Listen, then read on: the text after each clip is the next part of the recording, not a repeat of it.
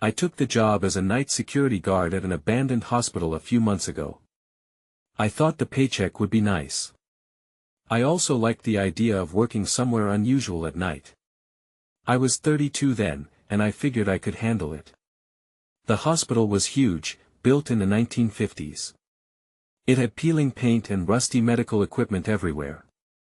It felt empty, and silence hung in the air, broken only by the wind whistling through broken windows. The first shift started slow. I walked the long hallways, checking doors. A cool draft brushed against my skin. Then, I heard it, a soft echo, like faint footsteps. I thought it was just the building settling. But soon, the noise grew louder. My heart raced. I didn't see anyone, but I felt something moving just out of sight. I stayed alert, trying to shake off the unease. As the nights passed, things got stranger. The lights began to flicker for no reason at all. One moment they'd shine brightly, and the next, darkness would swallow them. A strong smell of antiseptic filled the air even though I was alone. I wondered if I was just tired or imagining things. Then there were the shadows. They danced just outside my line of sight. Every time I turned my head, nothing was there. Some of the other guards told stories about odd sounds and people disappearing. I thought they were joking, trying to scare the rookie. But the weight in their voices told me otherwise. A guard had vanished one night. Nobody talked about him anymore. I struggled to keep my focus. Each hour felt eternal. I paced the hallways, my footsteps echoing back at me, lonely. Every now and then, I'd hear it again, footsteps like mine, but they never got closer. The feeling of being watched grew heavier. One night, I stood outside the old surgical wing, looking through a cracked window. Suddenly, I thought I saw someone.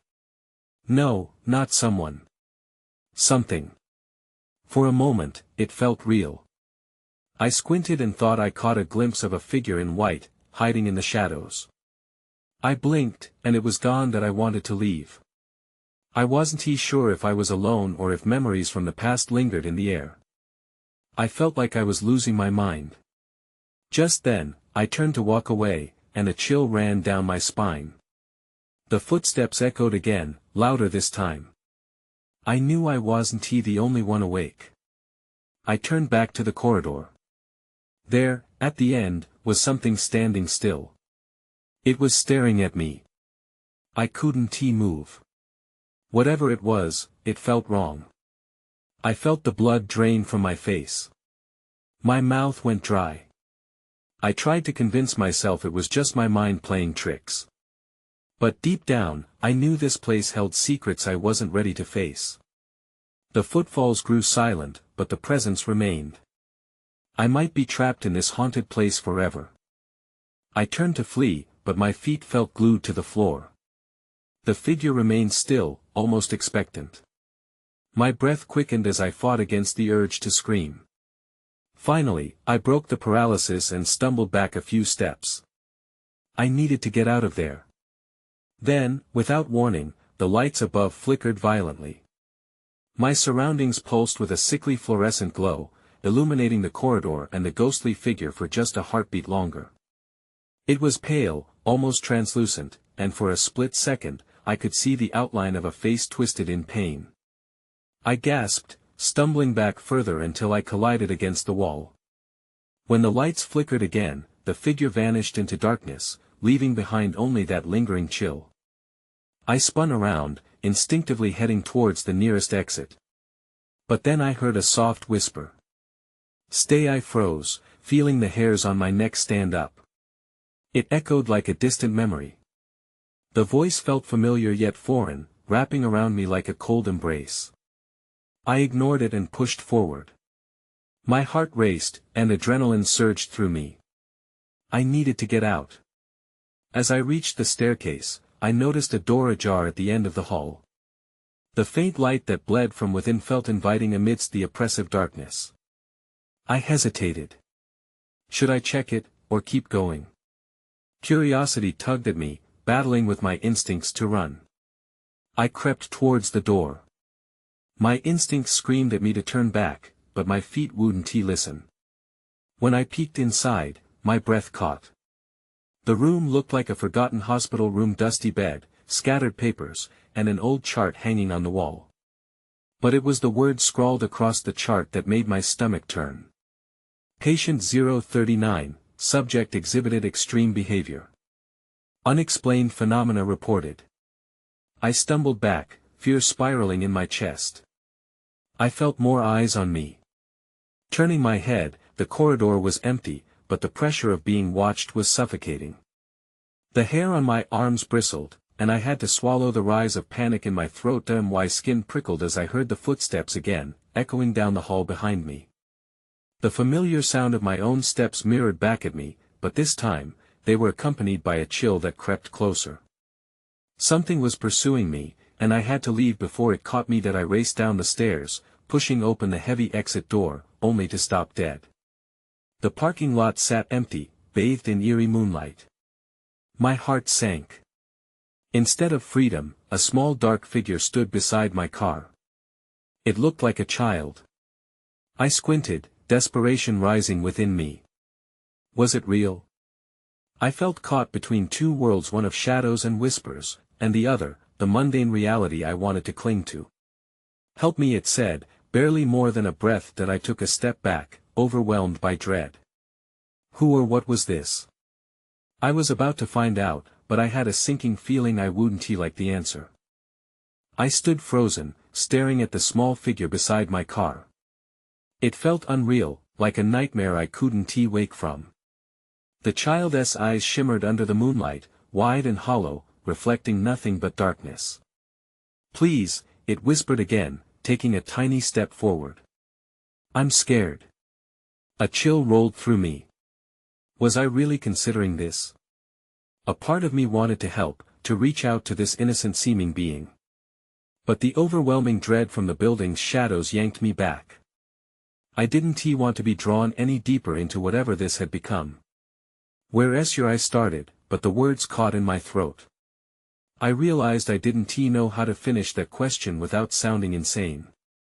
Where's your parent? Why are you here alone? The child's little hand trembled slightly, and I could almost see a glimmer of something, maybe hope, behind those sad eyes. But then, a flicker of movement caught my attention in the corner of my vision. I turned, heart hammering, expecting what? Nothing. Just the vast emptiness of the parking lot. But the oppressive silence set my teeth on edge. Help me, the child repeated, and with those words, the air thickened. I could feel the weight of something behind me, drawing nearer, yet I refused to turn around. I couldn't stay where you are. I shouted, the urgency rising in my voice. I'll get you help. That statement felt hollow as I took a step back toward my car. I felt trapped, encircled by shadows that clawed at my resolve. The child stared at me, still wide-eyed, searching for safety in my gaze. Just as I made it halfway to my car, I felt it. A cold breath against my neck, followed by a damp, hoarse whisper. Stay. Panic surged.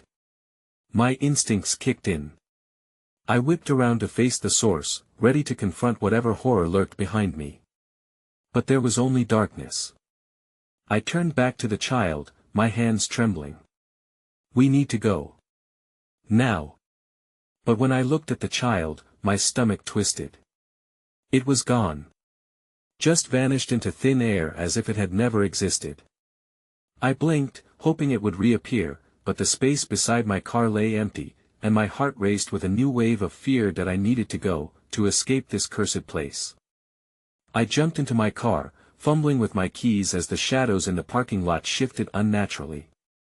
I caught sight of a figure far down the lot, watching me. My breath quickened, and as I fumbled with the ignition, I realized I wasn't alone. The whispers returned, louder now, overlapping, each one urgent and filled with terror.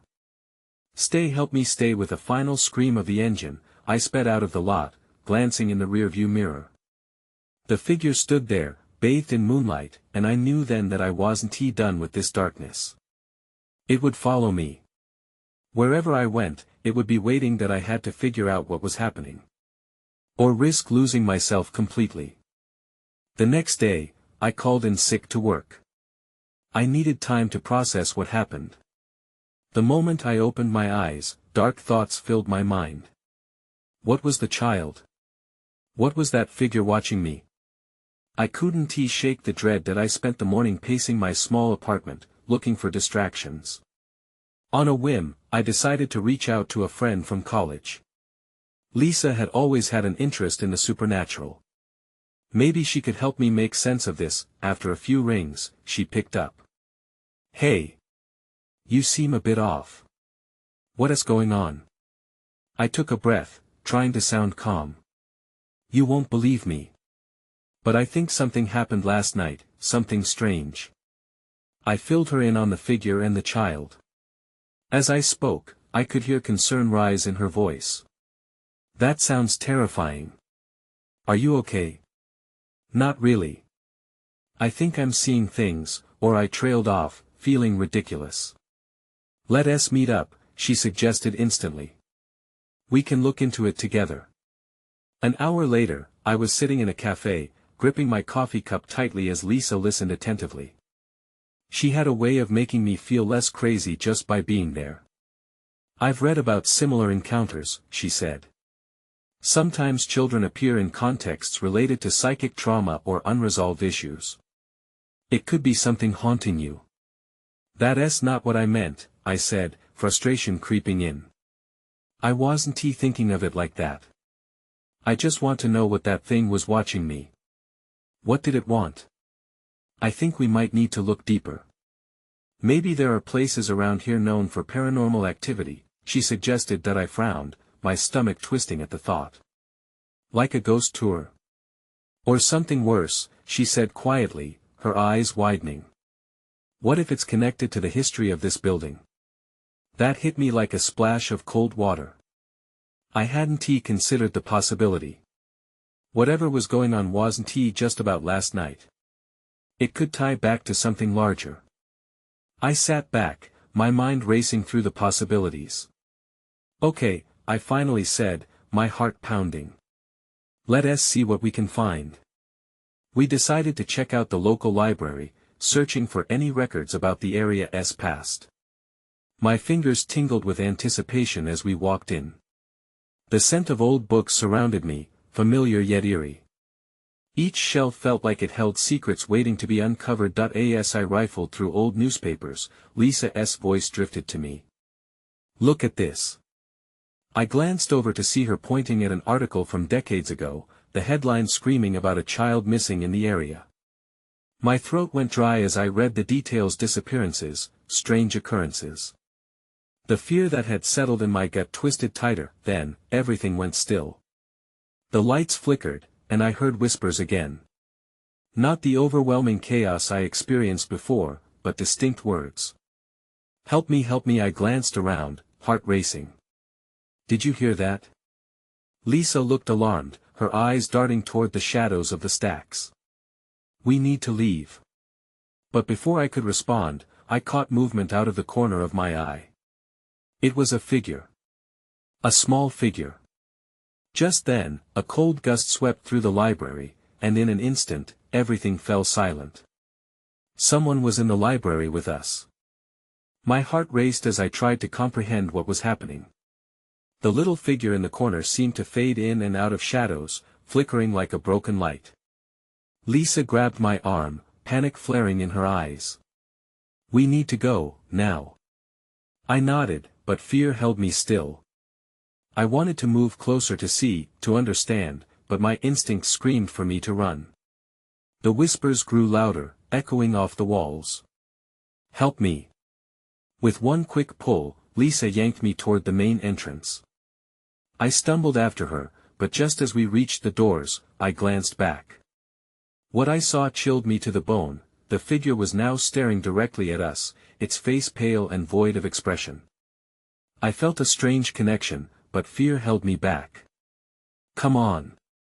Lisa shouted, breaking my trance. We burst out of the library, the old wooden door slamming behind us. Outside, the world felt alive again. The wind rushed past, and the sounds of the street enveloped me. I took a deep breath to calm my racing heart. What was that? I gasped, trying to piece it together as we walked quickly down the sidewalk. I don't know, but we have to find out, Lisa said, her voice laced with determination. There has to be more about that child in those newspapers. It can't be a coincidence. I couldn't shake off the lingering image of the figure's eyes. They were haunting. But what if it's dangerous? What if it wants something from us? Lisa paused, her expression turning serious. We can't let fear stop us. It clearly chose you for a reason.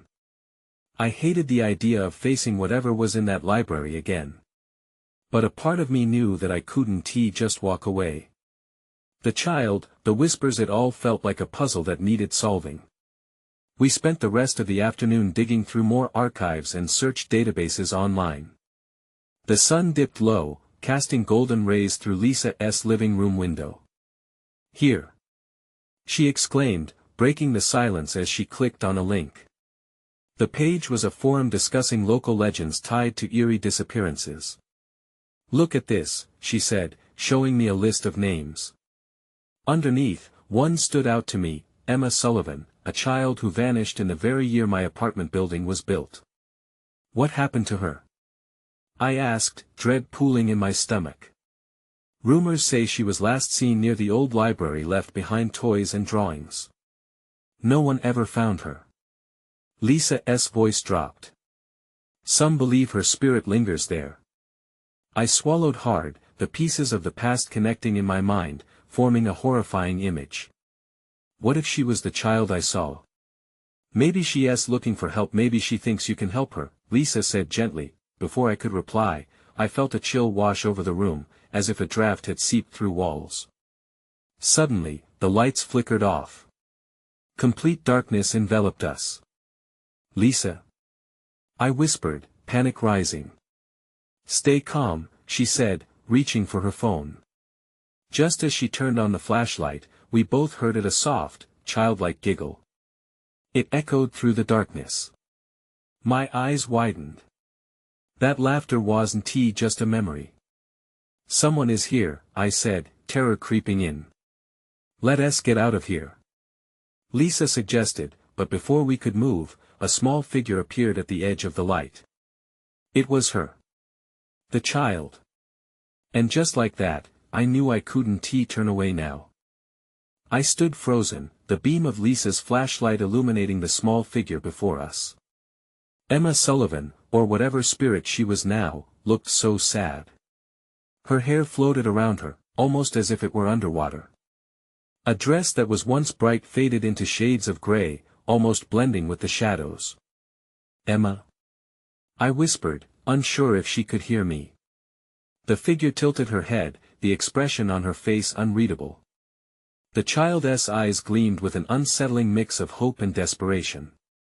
It felt as if she was searching for something in my gaze, something only I could provide. Can you help me? Her voice was soft, a fragile echo lingering in the air. Lisa squeezed my arm, her breath catching as she stepped closer. What does she want? I don't know, I replied, my voice trembling. Maybe I hesitated. Maybe she wants us to find out what happened to her. The laughter that once echoed in the dark faded into a haunting silence. Emma's face morphed from hope to sorrow, and an uneasy heaviness settled in the room. Suddenly, a loud bang echoed outside, pulling my attention away from the child. My heart skipped. What was that? I think we should leave, Lisa urged, her voice steady but uneasy. That I nodded, instinct kicking in. Right. We shouldn't stay here. But as I turned to grab the door, Emma's soft voice called out to me again. Don't go. Please. I froze, torn between my fear and her plea. There was something powerful about her request. What do you want us to do? She raised her thin arm, pointing toward the back of the room. Find the toy. What toy? I asked, confusion mixing with dread. The one I lost, she said, her voice shaking. I glanced at Lisa, whose eyes mirrored my uncertainty. Is this really happening? Before we could react, the lights flickered back on, illuminating the room in a harsh glow. Emma flinched at the brightness, retreating into the shadows, her face vanishing with the flickering light. "Find me, what if we don't?" Lisa asked, her voice barely above a whisper, as we stood in the eerie silence. "I don't know." I felt a wave of fear wash over me. "But I can't just let this go. Something is keeping her here." My heart pounded in my chest. We needed to find that toy. What if she can't move on until we do? Then we have to go. Lisa grabbed my hand, her grip firm. "Let's check the library again. Maybe it's linked to the, incidents." I thought about how terrified I'd been inside those walls just hours ago. But the idea of leaving Emma trapped put a different kind of fear in me. With a last glance toward the shadows, I nodded. "Okay. Let us do it." We stepped back into the night, heading toward the library again, uncertainty gnawing at us. What awaited us in that old building? With each step, I felt the pull of the past calling louder, that S when I heard it, a faint whisper rising above the wind. "Help me find it." We moved quickly along the overgrown path leading to the library. The trees loomed above us, their branches swaying in the wind, like fingers reaching out to snag us. Lisa kept her flashlight scanning back and forth, its beam cutting through the darkness, but I could still feel unseen eyes watching from the shadows. "What if we find the toy, and it's something horrible?" she asked, her voice tight with apprehension that I didn't answer right away. The thought crossed my mind too, drowning in dread. "We'll cross that bridge when we come to it," I finally said, trying to sound more confident than I felt. As we approached the library's entrance, the heavy door creaked open just enough to allow us in. The scent of dust and decay washed over us, and memories of our earlier terror rushed back. We stepped inside, the flashlight flickering against the darkened stacks. "Where do we even start?" Lisa asked, glancing around nervously. "Emma said the toy was lost," I reminded her. "Maybe it's in the children's section." We moved cautiously toward the far end of the library. The air felt thick, almost electric, and I couldn't shake the feeling that we weren't alone. I caught movement out of the corner of my eye, a flash of white. My heart raced as I turned, but nothing was there. "Did you see that?" I whispered to Lisa. "I don't know," she said, her voice shaking. "Maybe it's just our nerves." I shrugged it off but couldn't shake my unease. We reached the children's area, where old books lined the dusty shelves, telling stories of laughter and joy. The well-worn floorboards creaked under our weight, echoing a sound that felt melancholic. "Look!" I pointed to a small antique toy chest tucked in a corner. It seemed out of place, surrounded by disarray. Lisa stepped closer, peering inside. "It's empty." "Emma said she lost a toy, not that it was here," I murmured, excitement bubbling within me. "Maybe we need to search the library for it." We began rifling through the nearby books, sifting through stacks. Silence reigned, but it was interrupted by a faint giggle. I jolted, turning quickly to see Lisa staring at the bookshelf beside her, pale and wide-eyed. "Did you hear that?" she said, gripping my arm. "Yeah," I replied, feeling chills run down my spine. The sound came again, closer this time, almost playful, but the shadow of fear loomed over it. With every passing second, the laughter grew louder, echoing throughout the library. My heart raced as I turned back to the toy chest. "We need to hurry." Then everything went quiet. The world outside faded, leaving us in an echoing chamber. "Do you think she is angry?" Lisa whispered, her voice barely audible. "I don't think so. I think she is scared," I replied, searching through the dusty shelves. "We just need to find that toy." That is when something caught my attention, a glint of color peeking from beneath a pile of old books. I leaned in closer, the hairs on my neck standing on end. That is when I saw it, a small, porcelain doll with hollow eyes, its dress tattered and faded. I felt a strange pull toward it, as if a ribbon of connection tied me to the past, but just as I reached for it, the lights in the library blinked and then went out again, plunging us into darkness. I froze, the air heavy with darkness. My fingers brushed against the doll's cold porcelain, but I hesitated. "Lisa?" I called out, trying to keep my voice steady. No answer came. "Lisa!" I shouted again, panic creeping into my heart. The silence felt deep and suffocating. A faint sound of shuffling met my ears from behind me. "I'm here," she said, her voice shaky. "What is happening?" "I think the lights went out," I replied. I couldn't see her, couldn't see anything. Then, suddenly, a weak beam of light pierced through the dark. Lisa had turned her flashlight back on, but I noticed her hands trembling as she gripped it. "Let us stick together," she said, fear etched on her face. I nodded, my throat dry.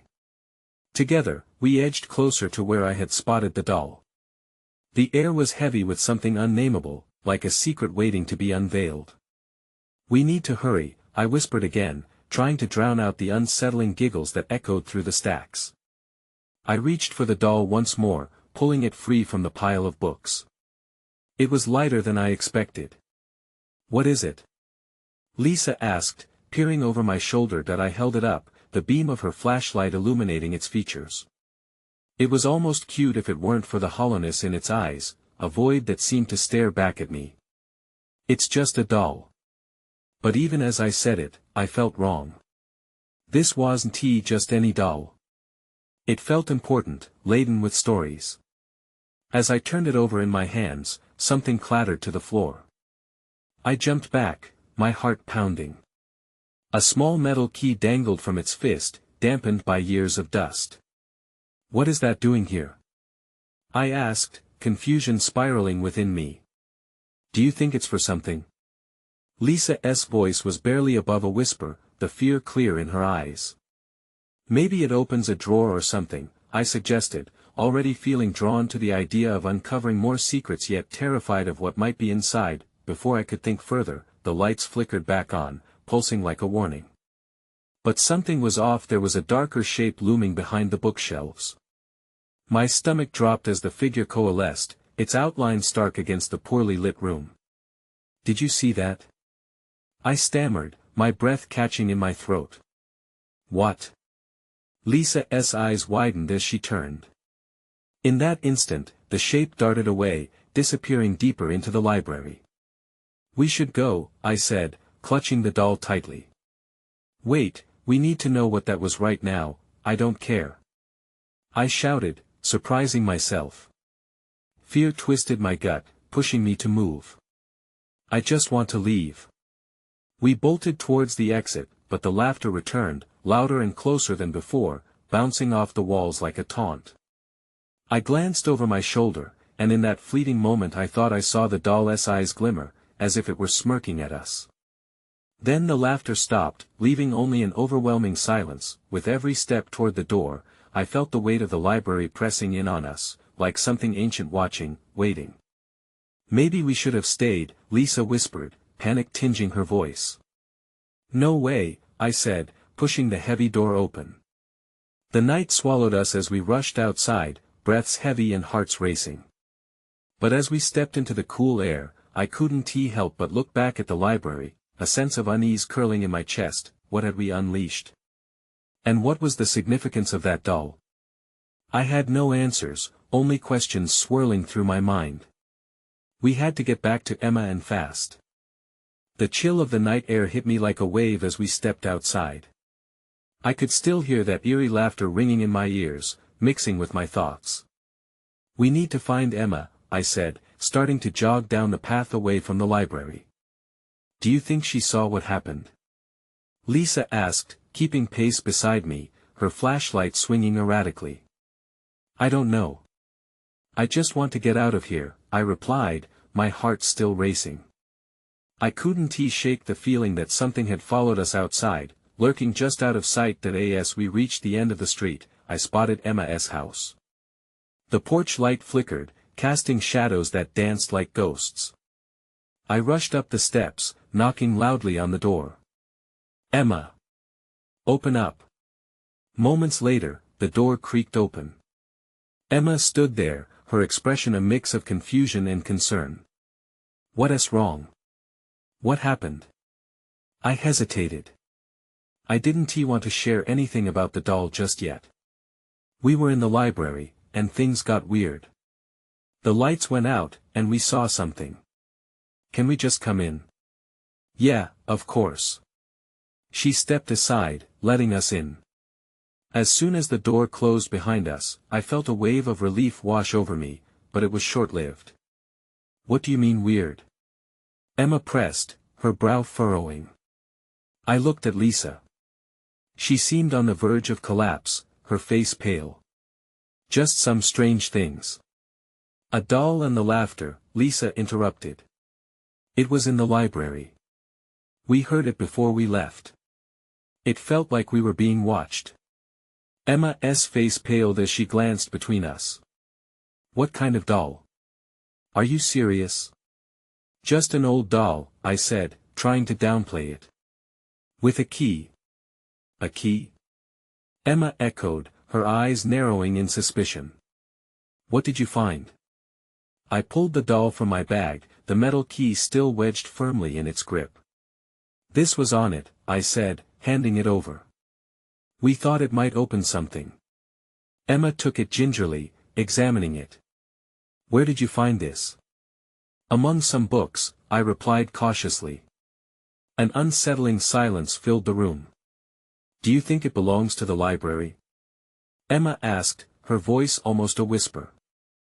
"I don't know," I admitted. "But I felt something when I held it. Like it wasn't just a toy. Do you think we should go back?" Lisa's voice quavered, the suggestion hung in the air, heavy and foreboding. A mixture of dread and hesitant curiosity washed over me. "I don't know, but maybe we need to find out what it unlocks." Before I could think further, the front door slammed shut behind us hard. We all jumped. "What was that?" Lisa blurted, panic returning. That I turned to Emma, but she was already moving towards the door. "I'll check it out." "Wait, don't go alone." I called after her, but she was already peeking through the window. Then she turned to us, her face drained of color. "There's someone standing across the street." "What do you mean?" I asked, my stomach dropping. "I don't see anyone," Lisa said, stepping closer to the window. Emma shook her head. "Just a figure. I think they're watching us." I held my breath as dread washed over me. Then, everything clicked into place: the laughter, the doll, that dark shape in the library. "Let us get out of here," I said suddenly, feeling panic surge again. "No," Emma insisted, her voice firm. "We can't leave until we understand what we're dealing with." Just then, the front light flickered and went out, plunging us into darkness. The sound of footsteps echoed outside, and just like that, everything changed. "We might not be safe here," I whispered, realizing we had stepped into something much bigger than ourselves. That realization sent a chill down my spine. What had we unleashed tonight? With a burst of adrenaline, I propelled myself towards the back door. Emma's house felt too small, the walls closing in on us as shadows flitted just outside the window. "The back!" I shouted, urging Lisa to follow. Emma hesitated, her face a mask of fear and resolve. "We can't let whatever that is catch us." Racing through the hall, the air grew thick with tension. I could still hear the echoes of faint laughter and the soft whispers surrounding us, beckoning, taunting. The back door creaked open, and I slipped through, pulling Lisa behind me just as I heard Emma follow close behind. Once outside, we stumbled into the cool night air, the darkness heavy, but with the streetlights offering a flickering sense of safety. "What now?" Lisa panted, glancing back at the house where the figure had loomed. "We head to the library," I blurted, surprising myself with the words. I hated the idea but knew we needed answers. Emma could feel the weight of her past pressing down on her, and I had to help her help ourselves. I turned to her. "You said the doll's key might open something. That has to connect to tonight. It might be the only way forward. Her eyes widened, fear and determination battling within them. Are you sure? I nodded, feeling a strange sense of clarity despite the dread curling in my gut. We won't know until we try. The shadows seemed to loom closer as we made our way back to the library, the streetlights casting long, exaggerated shapes along the empty sidewalk. I could almost feel eyes watching from the darkness, urging me to retreat. But I pressed onward. When we reached the library, my heart raced as I pushed open the door. It creaked ominously, revealing the yawning darkness inside. The scent of age and mildew wafted over us like a heavy blanket. We remember the way to the children's section, right? Lisa asked, her voice barely above a whisper. Yeah, I replied, heart pounding. Let us go. We crept through the aisles like ghosts. With every step the air grew colder, making my breath visible. A shiver crept down my spine when I heard that familiar giggle. I glanced at Lisa, and she looked equally shaken.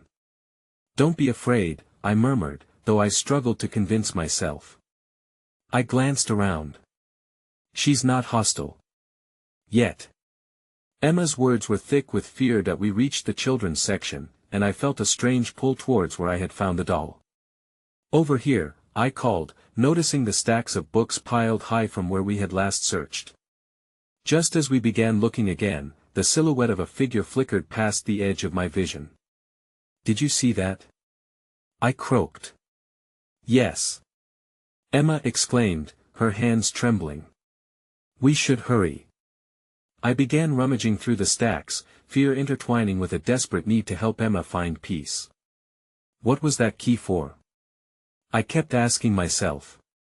Then, there it was, the antique toy chest. My heart leapt. I dove towards it, skimming my fingers along its faded wood. This was it. Help me find it. Emma's voice echoed eerily in my mind. It's got to be in here. I tugged the lid open with trembling hands, and my breath caught inside. Old toys lay scattered. Most were broken or damaged, but my eyes caught sight of a familiar glimmer beneath a stuffed bear. The porcelain doll lay nestled with a smile so pale yet haunting. Its hollow eyes stared back emptily. Holding my breath, I grasped the precious doll, and a sense of urgency flooded through me. I felt Emma's presence, guiding my hand as I retrieved the small metal key. Nothing happened. I glanced down, disheartened. Emma, what do we do? Try the desk. Emma whispered. That could be the last clue. I rushed to the desk in the corner, digging frantically for a lock, and there it was, a small, intricately designed keyhole on the side. I hesitated, feeling the growing weight of every choice that had led us here. The whispers escalated once again, dark and chaotic, but I steeled my nerves. With one deep breath, I inserted the key. As soon as I turned it, a loud click resonated through the eerily silent space, sending chills down my spine. The desk drawer creaked open, revealing a collection of yellowed papers and a fragment of an old journal. As I pulled it out, the laughter faded to a hush, replaced with dense silence. I fumbled through its yellowed pages, the writing almost illegible. A child's name, Emma Sullivan, was scrawled over and over, intermingled with desperate pleas written in what looked like a child's hand. Read it, Emma urged softly, her voice thick with emotion. That my heart raced as I hurriedly scanned for answers. It talks about a toy, I read aloud, my voice cracking. A promise. To play forever if only someone would remember. Suddenly, everything shifted. The air thickened, but instead of dread, a strange warmth enveloped me, an unmistakable presence of forgiveness. Emma, I whispered, the realization crashing over me. Your spirit, it needs to be remembered. You wanted someone to help find your toy, to be free. Then, in that moment, a shimmer of light filled the room, illuminating the dust dancing in the air like forgotten memories. I could feel the echoes of laughter turning into something joyful, something beautiful, but just as quickly as it came, the light flickered. Emma's spirit stood with a smile, a look of peace reflecting in her eyes. Thank you, she whispered. I felt the words resonate deep within. Before I could process what happened, the light vanished, leaving us in darkness again. I turned to Lisa and Emma, but they weren't beside me. Panic gripped my heart, yet in that uncertainty, I felt an odd sense of calm. I stumbled back, fearing I had lost everyone, but as the shadows twisted, I realized they were waiting. Quiet, still, without malice. I braced myself. And suddenly, a calm enveloped me. The questions that lingered: what had I truly witnessed? Was it all a figment of my imagination or something real? And what was the essence of the connection forged between us all? The whispers faded, leaving an echo that pulsed through my mind, hinting at truths buried beneath layers of mystery. I hadn't fully escaped the dark, but perhaps I didn't need to. I stepped away from the desk, past the shelves heavy with unfulfilled promises, and into the soft, reassuring light of the moon outside. Everything had changed, yet some things remained. What lingered was a connection, a haunting that wouldn't fade. But one question lingered, unresolved: was Emma finally free? As I stepped from the library's mouth, I felt her watching, her spirit exalted yet tethered, as questions flickered like fireflies in the night.